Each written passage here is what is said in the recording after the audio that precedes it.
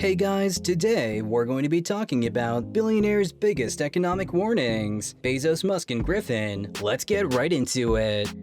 Even the super rich are concerned about the economy right now. Elon Musk and Jeff Bezos, two of the world's wealthiest people who rarely agree on anything, have both expressed concern about an impending recession. Meanwhile, Citadel Chief Executive Officer Ken Griffin weighs in on the situation. First, Bezos himself warned small business owners and individuals to avoid suffering during the recession by deferring large purchases such as televisions, cars, and other costly appliances. He suggested, if you are an individual thinking of buying a large screen TV, maybe slow that down, keep that cash, see what happens. He then added, the same is true with a new automobile, refrigerator, or whatever else. Just remove some risk from the equation. He went on to say that the economy is not looking good because things are slowing down. Many sectors of the economy have also seen layoffs. Many major technology companies including Twitter, Meta, Zomato, Bezos, and Microsoft have announced and implemented layoffs in recent months. Amazon is one of these companies. He went on to say that the economy is in trouble because things are slowing down. Many industries have also experienced layoffs. In recent months, many major technology companies including Twitter, Meta, Zomato, Bezos, and Microsoft have announced and implemented layoffs. Amazon is one of these businesses. A halt in purchases, however, could have an impact on Bezos' Amazon as well. As a result of rising prices and shifting customer behavior, the company's revenue is already declining and its stock has dropped by more than 40%. Bezos, on the other hand, continues to take risk and save money in case things go wrong. He said, take some risk off the table. He then added, just a little bit of risk reduction could make the difference. Andy Jassy, who succeeded Jeff Bezos as CEO of Amazon last summer, appears to share his predecessor's recession concerns. Amazon has been cutting costs, slowing spending, and freezing hiring for certain positions in recent months, most likely in preparation for a tougher economic backdrop. Leading investors, executives, academics, and analysts have issued recession warnings this year. They cited the Federal Reserve's efforts to combat inflation, which peaked at 9.1% in June before falling to 7.7% in October. The U.S. Federal Reserve is rushing to raise interest rates in order to cool the economy and relieve price pressures. It has risen from near zero in March to a range of 3.75% to 4% today, with a chance of exceeding 5% for the first time since 2007. As a result, American consumers and businesses may face higher prices, higher borrowing costs, and a contracting economy. Bezos is most likely advising them to amass cash reserves in order to weather the painful squeeze.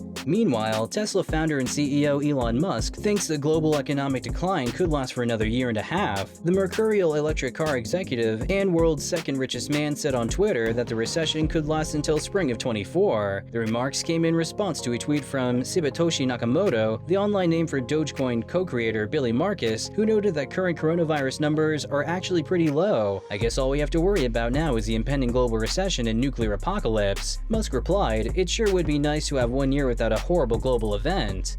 Tesla owner Silicon Valley, a Twitter account with 633,000 followers, then asked Musk how long he thought the recession would last, to which he replied, just guessing, but probably until spring of 24. According to the International Monetary Fund, global GDP grew 6% in 2021, but is expected to slow to 3.2% this year and 2.7% in 2023. Outside of the 2008 financial crisis and the brief dip in the early days of the COVID pandemic, this would be the slowest rate of growth since 2001. According to the Federal Reserve, GDP in the United States will grow by 0.2% this year and 1.2% in 2023. Meanwhile, Griffin told CNBC that it isn't a question of whether bad times are coming, it's a question of when it would happen and how bad it would be. Griffin told a recent investor conference, everybody likes to forecast recessions and there will be one, it's just a question of when and frankly, how hard. There are enormous economic forces at work that have an impact on our daily lives. These range from the Russia-Ukraine conflict, which drove up gas prices, to the ongoing effects of the pandemic. Inflation, which has been increasing the living cost of ordinary Americans for quite some time, is the most visible impact. Unfortunately, there is no silver bullet for high inflation. The Federal Reserve is attempting to control it by raising interest rates, but this could lead to a recession. Griffin, on the other hand, believes the Fed should keep raising rates even if it means a slower economy. He said, we should continue on the path that we're on to ensure that we re-anchor inflation expectations. Griffin points out that inflation has a psychological component because it can become a self-fulfilling prophecy. policy. For example, if you anticipate a 5% or greater increase in the cost of living next year, you will advocate for a corresponding increase in your wages. Companies must then raise their prices to compensate for the higher salaries, and those increases may become the norm. If we do hit another recession, especially a serious one, the seasoned investor raises another concern.